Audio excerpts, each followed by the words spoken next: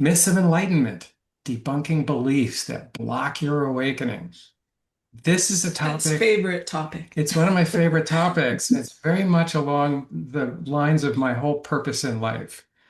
I've spent my whole life investigating awakening, enlightenment, personal development, and trying to sort out myths from realities with the specific intent of figuring out what are the detours and what's the most direct path.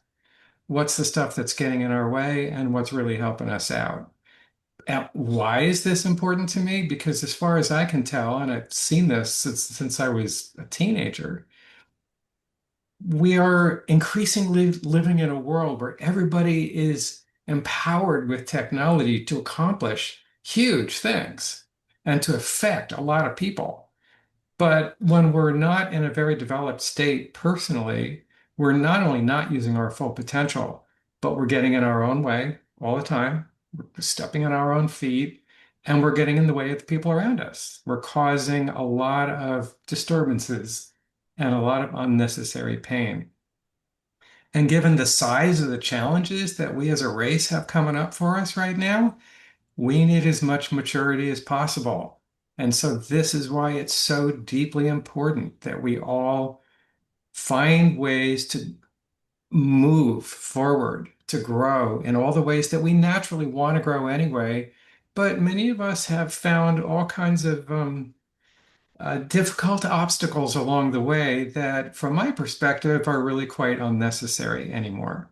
We simply haven't yet fully understood what the awakening process is about and therefore how to cooperate with it. So that's why I care very deeply. I don't see anything more important going on this planet than sorting out how we get awake and help each other be who we are. So today we're going to be busting some myths. And it starts with, what drives a lot of this is this feeling that we're constantly chasing some sort of a perfect ideal that never, like something over the horizon, but we never get to the horizon. And if you're feeling that way on any level, you are definitely not alone. In fact, as far as I can tell, the vast majority of people who have been involved in spiritual work for the last 50 years or whatever it's been, um, didn't really get what they were after. They didn't get the permanent, stable, unified, non-separate awakening that they were after. And why? Well, I think a lot of it has to do with these myths of enlightenment, these wrong and mistaken ideas that are not only detours, but are destructive. So we want to talk about those, and we want to get into busting the ones that need busting and being nuanced about what's real about the awakening process and what's not. So let's start this whole thing by going to the root, the myth, the granddaddy of all myths that cause all of this misunderstanding. And the granddaddy root myth is what I call the myth of separation. It's this myth that suggests that humans are separate from the divine, that infinite and finite can't really mix, that these are in two separate realms. Absolute and relative um, don't really integrate. We can't really live them both because we humans are too flawed and too limited to conduct the energy of or somehow be part of this infinite reality that we live in. And we're here to say that that myth is horrifically destructive. And it's just part of why it's so hard for us to awaken. It's destructive because it makes us feel like there's something wrong with being human, that the human part of us needs to be constantly improved in order to be worthy of some enlightenment or being a spiritual person or a spiritual teacher or anything like that. So I think you have some things to say Yeah. here. So I want to just talk about the biggest myth, the myth of original sin, and how this was imprinted on us eons ago. And there is not and never has been original sin. All those places where we feel I'm flawed, I'm unworthy, I'm not good enough. It's just not true. But we got this conditioned into us a long time ago. And most of us still carry this imprint, Mhm. unworthiness and shame and guilt. And we suppress our life force, our joy, our brightness. And it's this constant condemnation of our humanness that Mm. causes so much suffering. We try to go to the root by perfecting the human being side of us, trying to get this thing to shape up, get with the program. And we vigilantly try to force it to wake up. And that's not what wakes up, no matter how hard we Mhm. try to force it to wake up. That imprint does not wake up. And of course, there is a letting go that happens, but it doesn't come from that part letting go. It's beyond that part letting go.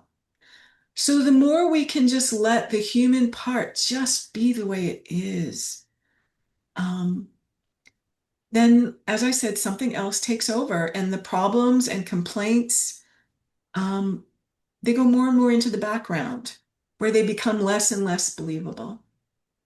I also want to point out that one of the root causes of the belief that there's something wrong with us that needs to be fixed is that we weren't actually being loved the way we needed to be loved when we were little. And it's not like our parents didn't do our best, and it's not like they didn't love us as, as much as they could. It's just that even if they were some kind of perfect, even if they were enlightened, it wouldn't have been perfect. And so we end up feeling like there's something wrong with us, or there's something wrong existentially that needs to be repaired. That's the real issue. It's not even just that these ideas infected us. It's that we got conditioned when we were very young because our needs were not fully met. And part of the reality of the awakening process is not that we need to fix ourselves, our human selves. It's that we need to simply get our unmet needs met. That's it. And this is something that, so many spiritual schools and teachings don't even get. They make it sound like it's some kind of an attainment you need to go after and somehow tackle and land. And that needs are weak and not part of spiritual awakening. And you should get over the needs if you're really awake. Right. And needs seem to be somehow related to ego and our desire for self-safety. And so we should get rid of that too. And then we'll be completely cleaned out. And the universe can come right through us without any of that stuff in the way. And it just doesn't work that way. Because while we have these unmet needs, they're part of who we are. And if we're trying to get away from who we are, we're not being here. And Mhm. people who are talking about enlightenment talk about the need to be fully here now. Right, that's the challenge. Why would we even be fully here now if we believe there's something existentially wrong with us? We'd probably be more interested in protecting ourselves and trying not to look like we don't belong or that we are spiritual and virtuous enough to be part of a spiritual circle. So you can get our vibe here. We're really wanting to get into the reality, not into these ideals that really get in the way. So we're going to start with the promises of enlightenment, and then we're going to move into how to get enlightened, all the myths around that, and then we'll get into who's eligible for enlightenment. So this should be fun. Okay, so starting with the promises of enlightenment, and here's the setup. This is all about the glossy brochures of spiritual realization. That's what got us hooked. Most of us when we were kind of young, in our teens or early 20s or something like that. It's been a while for a lot of us. And it's these idealized images that get us rather confused and make us feel inadequate and ultimately a failure at this spiritual attainment game, which results in decimation of our personal sense of worth and our value, our general value. And it's not a good thing. So the dream of perfection. The myth is that awakening always makes you always calm, loving, compassionate, and grateful, like a stone Buddha statue. Is that what you want to be? Like a stone Buddha statue? I don't think anybody really wants to be like that, but the image is very much like that. So we get all kinds of examples of this. In fact, on my website at tedstrauss.com, you can go there, and one of the centerpieces of my new website there is Myths of Enlightenment. And there's several myths written up there. And in the first one is an image of a yogi sitting on the top of a mountain, perfectly still, in perfect form, with his hands in the right mudra and the right energy around him and all that. That's the image. It's an image of perfection, and it's an image of detachment, and it's an image of non-engagement with the world. So, what's the cost of believing in these images? Well, the personal cost is that you set yourself up for failure by expecting some sort of permanent peak experience.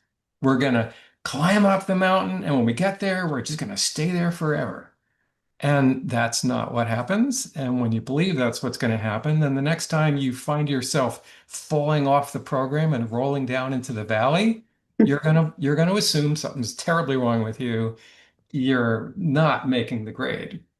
Yeah, I'll just add here from my own experience that, what was it, in 1992, after having an initial awakening into unity, um, some months of bliss followed by intense mind attack. And I went to India to try to see if this teacher could help me. And he said to the group that was there, do not let a single thought arise because very few make it to the top of the mountain. So I was like, okay, I'm making it to the top of the mountain. I am not going to let a single thought arise. And I tried that for a while and I got so fucked up. There was so much suffering there. Turned out that was another thought. It was another thought. And it can't be done like that. That's just not how it works.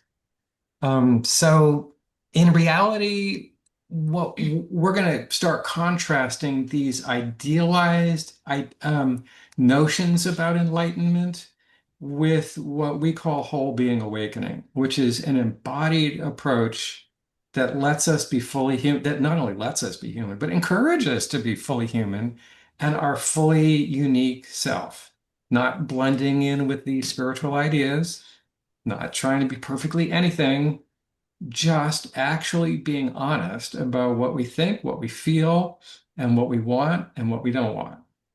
Very simple kind of direction. And, the spiritual idealism essentially has succeeded in talking us out of believing that just being who we are is the right path. Yeah, that deserves a little bit of a pause right Yeah. there. Yeah.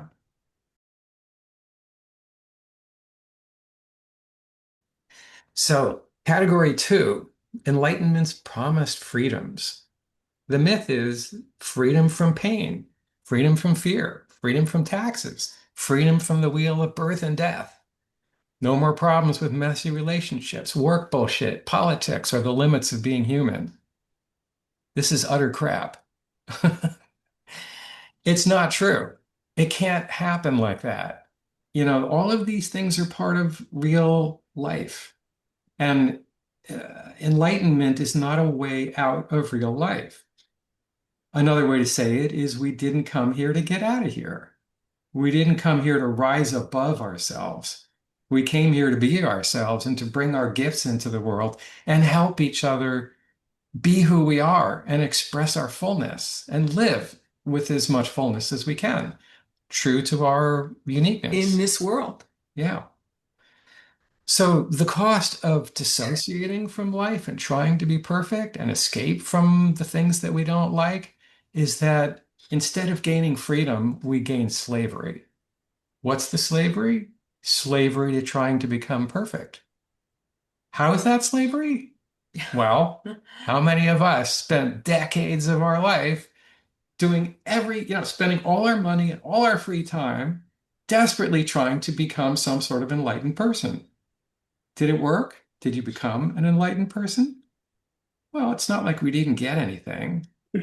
This constant feeling of like, I'm never really there, pervades. And why? Because we believe this stuff. And therefore, we're not honoring ourselves. We're not really here in our body. We're not really feeling what's happening. And therefore, we're not really awake to our humanness. And what does that got to do with enlightenment? Our humanness and our divinity are the same damn thing, two sides of the same coin. So if you are repressing or trying to fix one side, you're essentially repressing and trying to fix the other side inadvertently without noticing. And it doesn't work that way. It's a war that does not bring you peace. Fundamentally, that is the issue. And we're always going to have to deal with death, pain, and taxes. And there's nothing wrong with that. If we believe that feeling the limits in life is the problem, then there's your problem because there's always going to be problems. Yeah. And I know that's a big reason why I was interested in spirituality at a very young age, Mm. feeling like it would help me to overcome, to be beyond all of the problems and suffering that I was feeling. I'm sure many of you have felt that same way. Yeah, I thought it was going to solve all my problems and set me up on the pedestal, and I would be the guru, and everybody would do this, assume, see my beautiful divinity and all that. Um, yeah, it's not really how it goes. And that really is a problem that cost me at least 20 years of my life. And that's a big cost. I know lots of people who have got into that when they were in their late teens, early 20s, and never got out. Just Mm. sort of died like that. And that's what we want to help avoid. That's why we're here today talking about this. So, category three, superhuman gifts and spiritual powers. I was really into this. The myth is you'll become omniscient, clairvoyant, you'll manifest objects, you might even levitate. I spent a lot of time trying to levitate. I'm good at levity, but I'm not good at levitating. So, that whole thing essentially was another long detour for me, trying to make myself more amazing. And it turned out that made me less amazing. I'm kind of amazing just being me. And trying to be something else is not authentic. So also the cost of that was probably roughly around $300,000 in today's money. That's a big cost. Time and money and energy and a waste because until I got on the path of embodied awakening, I wasn't really awakening. I was having some openings. I'm having all kinds of temporary, satoris and stuff like that, but nothing would ever land because I wasn't landing in myself. Category four, perceived endings and ultimate attainment and resolution. And so the myth is enlightenment is the end of the journey. It is a single amazing event with fireworks and spectacular experiences that are tremendously expansive that never end. And you've reached the destination. At that point, no further growth is necessary because it's all done. You've completed all karma, and all the pain is realized to be an illusion. Total bullshit. Not true at all. It doesn't happen like that. Yeah, we can have all kinds of major shifts that really change how we are relating to ourselves and to the world. That does happen. But it's not going to be this perfect thing. And even if you have this amazing, enormous opening, it's going to close again. And then it's going to open again. You're going to be forced to And deal close with again. what you didn't think you were going to have to deal with. Exactly. So enlightenment is not an endpoint. It's a doorway, and it's an endless process of development. A lot of people talk about there is the ultimate goal, and we call it enlightenment, and people have different words for it, but all paths lead to the same peak of the mountain. And that is not true. All these paths lead to our own unique unfoldment. Yes, there are universal markers in common. We awaken to the infinite. We awaken to realizing we're not separate from anything in life. We realize that life is one thing and we live that way without fundamentally being over-centered or on our own separation, our sense of a separate self. All of that shifts, but There's nothing ultimate. We keep growing because life is constantly evolving and we're part of life.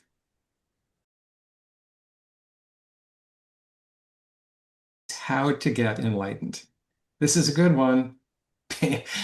There's a piece I put called How to Get Enlightened on my website, and it starts out by saying, this is really easy. Just do the following 30 things until you get there. And then the 30 things are absurd. It's like, you know, you get rid of yourself and then live completely authentically as you, and all kinds of stuff like that. And when you read it, you'll understand, you'll just sort of blow your mind open and realize this was completely impossible from the beginning. Um, so that's the setup. The problem is that it makes you feel like, again, like there's something wrong with you and you're not already divine. This is part of that whole myth of separation, which isn't true. You are already divine. It's just about the evolution of our perception of that truth. That's a real thing. Our perception evolves. So the first approach to getting enlightened, it's just a category because we don't have time to go into all these little myths. But the category is making your human self more perfect or divine, purifying yourself, raising your frequency, killing the ego, transcending everything, giving up everything. All of this is about, as Hillary was saying at the beginning, trying to manipulate your human self into looking like our idea of what divine should be. And that's not going to work. It's obvious that the divine shows up in everything. It is everything. So what does that look like? It looks like everything. The cost of this is you don't get to a place where you feel safe in yourself, safe to drop into the home of your own body and your own reality by being at war with yourself. That doesn't work. Being at war with yourself is what happens when you're trying to constantly fix yourself and you believe that there's something wrong. It is a war, and it has drastic consequences, which include premature death, disease, you know, at the core, believing there's something wrong with us that we have to fix. It's not good. It makes us uptight. It makes us uncomfortable with ourselves, and it makes us uncomfortable with being human. Approach number two, extreme goals require extreme means. So if you want to live in this perfect state, you're going to have to do some major stuff about it, which kind of amounts to either hyper masculine approaches like long, intense fasting or, meditating for 2 years in the dark and eating only Ritz crackers or something. No, Yeah. not Ritz Not, crackers. no, more like flax crackers. Yeah. Um, and then the other extreme would be hyper feminine approaches. Don't do anything. Just allow everything or just feel everything and just get into being. Well, I'm not saying there's anything wrong with these approaches in themselves. It's just the extremeness that's the issue. It's the out of balanceness that's the issue. Because ultimately, where we're growing is toward wholeness, integration, bothness of absolute and relative, human and divine. It has always been one thing. And I want to say, if we really stay listening to our bodies, we will get our own cues about when to take right action and when to just allow and feel. It's built into us to know these things when we get rid of all the myths Yeah. that are telling us how it should be, how it should look.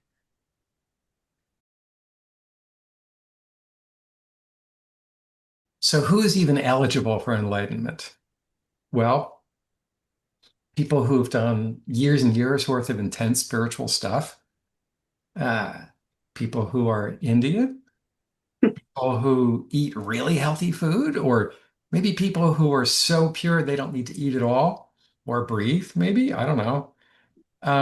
We've got these ideas that the people who are eligible are the special ones, the ones who are, guru's pet, or I don't know what. It's just like we feel like being ordinary is not the path.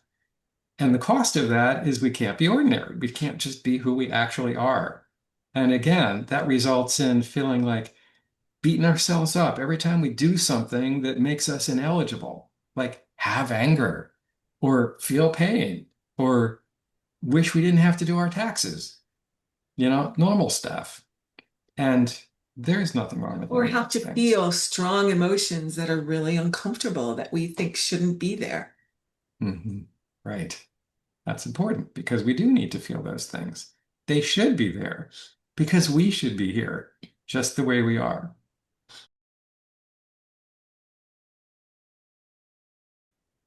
Now, as opposed to all of that, the truth that sets you free, whole being awakening. So, what do we mean by whole being awakening? It means that instead of this separating ourselves into human and divine, into good and bad, or into consciousness and humanness, or higher self and lower self, or divine self and disgusting self, which is right there. That's part of the whole thing. Um, yeah. Instead of doing that, we start allowing all of the layers of our being to be here. And all of those layers include consciousness, our soul or our uniqueness, our mind, our emotions, and our body, and our relationships with others and the world. These are all part of who we are.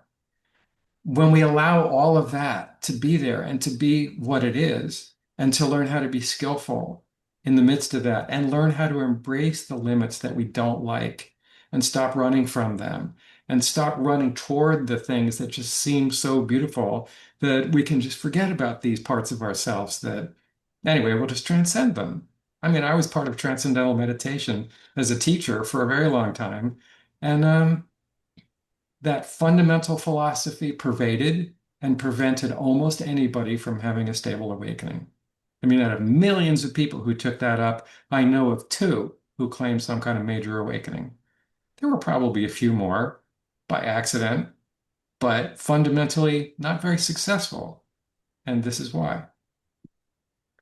So there are some key principles here. It's a process, it's not a destination. It's not about getting to the peak of the mountain. It's about constantly being really present with yourself as you are and life as it is. It's about letting yourself feel the truth of what you're feeling. And that is an endless process. Embracing bothness is part of this. Again, no more of this separation. Yes, consciousness is there and our humanness is here. Is not against that, and that is not against this. It's all the same thing.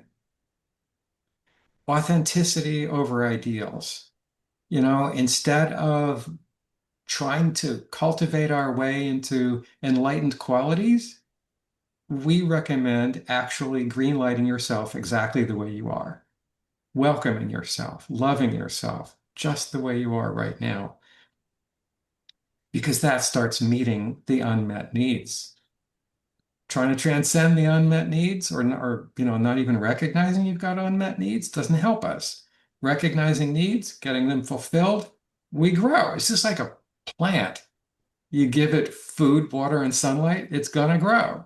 It's automatic. Same with human beings. You give us love, acceptance, and encouragement, we're gonna grow.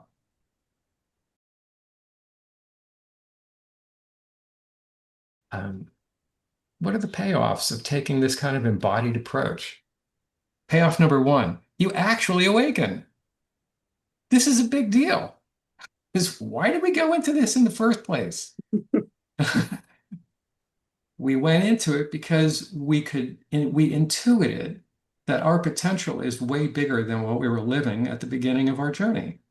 So we want to get access to our full potential. And when you cease being at war with yourself and you start helping yourself get your needs met, you actually awaken.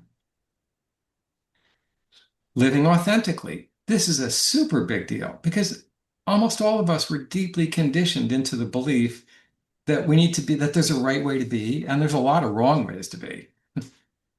And so this constant activity of trying not to be the wrong way and to try to be the idealized right way keeps us out of our truth and constantly in a defensive mode where we can't really be present with people. And it's going to take us time to really see, like, Ted's talked a lot about the war, the war, the war. It's like we have to start to see, how am I at war? And notice that in the moment. Um, Yeah. because And once we really grok it and get it and keep seeing it over and over again, oh, it's going to have a big impact on us. We're going to be able to start to not hook onto it when it arises. And that's kind of how it works. We see it and then we stop identifying with it. so other payoffs include we get to connect deeply with ourselves and we get to connect deeply with other people. But if we're just kind of above it all, we're not really connecting. And that doesn't give us the nourishment that we all desperately need. We find peace in the present moment. When the war stops, you start living in peace. It's not perfect. What is way, way better than this constant activity of trying to be endlessly improving ourselves. Yeah, because then we're just embracing ourselves as we are. And that creates peace and that creates more love and more happiness. And in that peace, we feel safe to take risks and to do things that help us grow. So we also generally embrace our humanity, which gets us more connected to humanity and other people and less violent to others and less violent to ourselves. We fulfill our purpose. So what do I mean by that? Each one of us is a unique organism that is designed for particular purposes. In the same sort of way that, let's say, a kidney cell is designed to be part of a kidney that has a certain filtering function, and the brain, a brain cell is part of the brain that has certain, thought function and symbolism function and ways of connecting parts of ourselves, our intelligence. Um, so when we are cooperating with our unique selves and being our unique selves and bringing our unique selves into the world, we're fulfilling whatever the purpose is of our organism. And it's really different for different people. Some people are, here to be shit disturbers. And in order for them to feel fulfilled in their life, they got to go around disturbing other people's shit. And is there something wrong with that? Well, people may not like it, but do we need to have our asses kicked once in a while, or do we need to get disturbed once in a while? You bet. Of course we do. We do. The universe is doing that to us all the time. When we don't, when we're not on the right path, the universe kicks us, gives us all kinds of symptoms to get our attention so that we figure out how to cooperate instead of being at war. And we experience this freedom. The more you take the embodied whole being approach, the more you experience freedom. How do I describe that? In a way, it's kind of the lack of static and interference. You just live in a simple, direct way, not complicated, just responding according to your own organism. That's it. Doesn't sound sexy, doesn't sound enlightened, but it's really relaxing. And you get to be your whole being self.